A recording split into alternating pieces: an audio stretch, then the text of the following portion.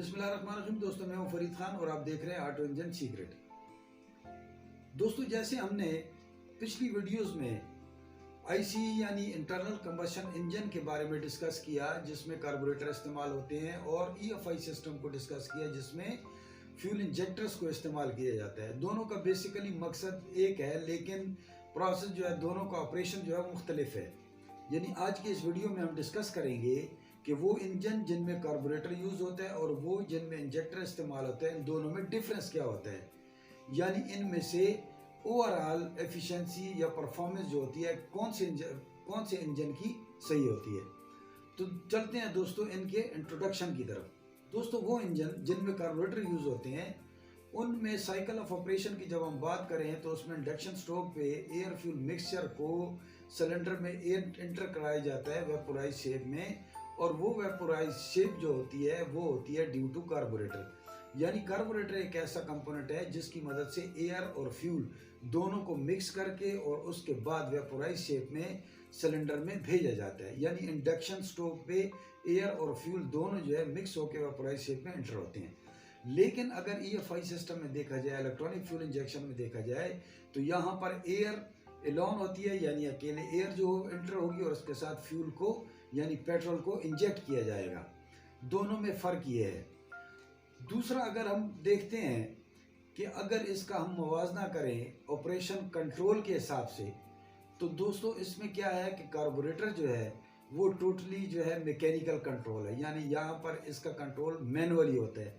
जब भी आप एक्सीलेटर को प्रेस करते हैं तो वहाँ पे ये होता है कि एक्सीलेटर का डायरेक्ट लिंक जो होता है वो यानी कार्बोरेटर का जो थ्रॉटल होता है वहाँ उसके साथ इंटरलिंक होता है।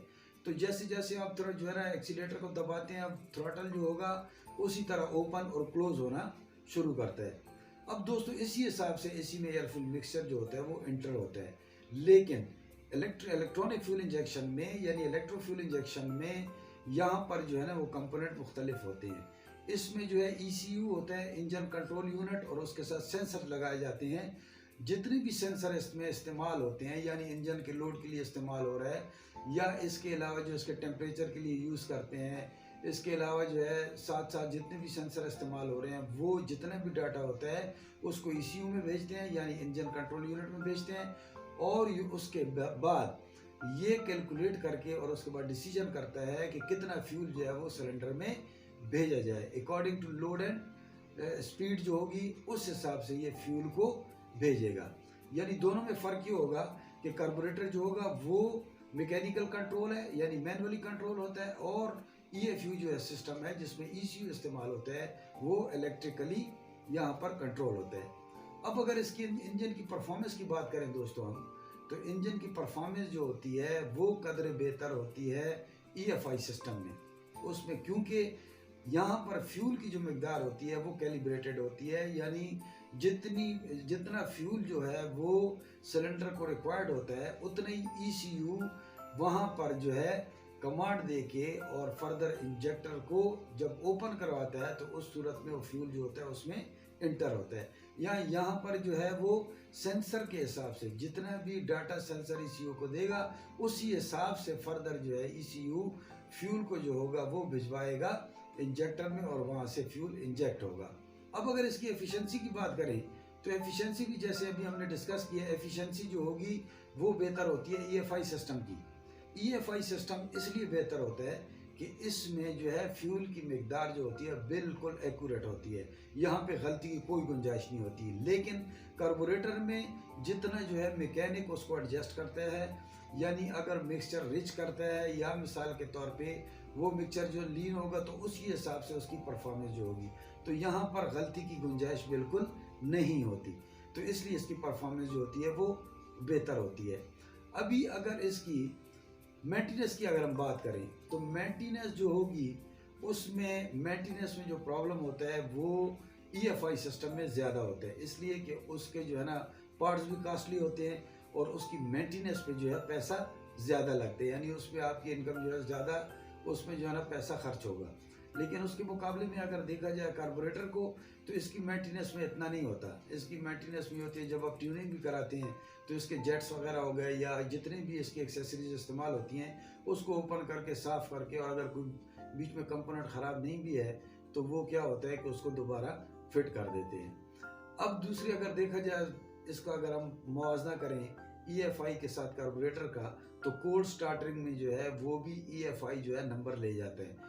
यानी EFI जो होगी उसमें आपको प्रॉब्लम बिल्कुल नहीं आएगा। अगर वेदर वहाँ पे जो है ना टेम्परेचर डाउन भी है तो स्टार्टिंग में इस गाड़ी को प्रॉब्लम नहीं होगा, लेकिन कार्बोरेटर में आप जो है इसको फेस करेंगे, क्योंकि जब आप टेम्परेचर डाउन होता है तो उस वक्त स्टार्टिंग में आप खुद देखते हैं जब आप गाड़ी को क्रैंक करते हैं तो वहाँ पर बाज़ गाड़ियाँ जो है बहुत ज़्यादा प्रॉब्लम देती हैं और बड़ी मुश्किल से स्टार्ट होती हैं। दोस्तों इसके बाद इंस्टॉलेशन की अगर हम बात करें तो इंस्टॉलेशन जो है वो मुश्किल होती है EFI की। यानी वहाँ पे मुख्तलिफ सेंसर लगे होते हैं, मुख्तलिफ कंपोनेंट होते हैं, इलेक्ट्रॉनिकली ऑपरेट होते हैं, इलेक्ट्रिकली ऑपरेटेड डिवाइसेज हैं, तो इनके जो लिंक्स होते हैं उनको भी अगर देखा जाए जितने भी सिस्टम होते हैं वहाँ पर इसकी इंस्टॉलेशन का प्रॉब्लम ज़्यादा होता है। अगर इसके कंपेयर किया जाए कार्बोरेटर के साथ तो कार्बोरेटर आप बहुत ही आराम से मैकेनिक उसको खोल के और उसकी मेंटेनेंस या उसमें कोई अगर पार्ट फिट करना चाहते हैं करके दोबारा इंस्टॉल कर देते हैं।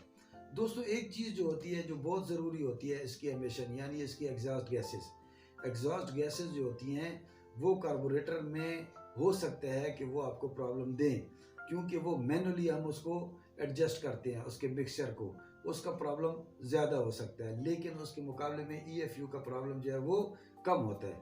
इसलिए कम होता है कि उसमें जितने भी सेंसर होते हैं वो अपनी जगह पे सही एक्यूरेटली काम कर रहे होते हैं और उसका प्रॉब्लम जो होता है उसमें नहीं रहता। कार्बोरेटर और EFI सिस्टम के जो कंपोनेंट्स है, अगर इसकी लाइफ की बात की जाए कि यहाँ पर जो है लाइफ किसकी ज़्यादा होगी, तो वो अगर कंपेयर किया जाए कार्बोरेटर को EFI सिस्टम से, यानी ECU हो गए, ये जो सेंसर्स वगैरह इसके इंजेक्टर्स जो हो गए हैं, तो इसके मुकाबले में कार्बोरेटर की लाइफ जो होती है वो ज़्यादा होती है। वो इसलिए कि अगर उसमें कोई कंपोनेंट या छोटे से छोटा उसका जो पार्ट है अगर ख़राब हो जाता है, मिसाल के तौर पर माल फंक्शनिंग करता है, तो उसको जो है वहाँ पर चेंज कर दिया जाता है। एज ए होल कार्बोरेटर को पूरा कार्बोरेटर चेंज नहीं करते जब तक बिल्कुल ही वो मतलब ये है कि काम जो है छोड़ दे, US हो जाए, अनसर्विसेबल हो जाए।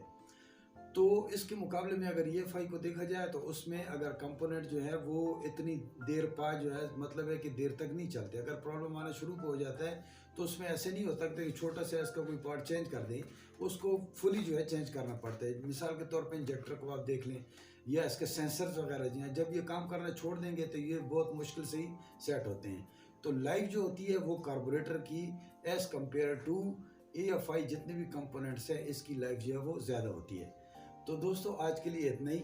अगर ये वीडियो आपको पसंद आई है तो काइंडली आप इसको लाइक करें, सब्सक्राइब करें और बेल आइकन को भी प्रेस करें ताकि आने वाली वीडियोस का नोटिफिकेशन भी आप तक पहुंचता रहे। आपका बहुत बहुत शुक्रिया दोस्तों। अल्लाह ताला आपका हामी और नासिर हो। अस्सलाम वालेकुम।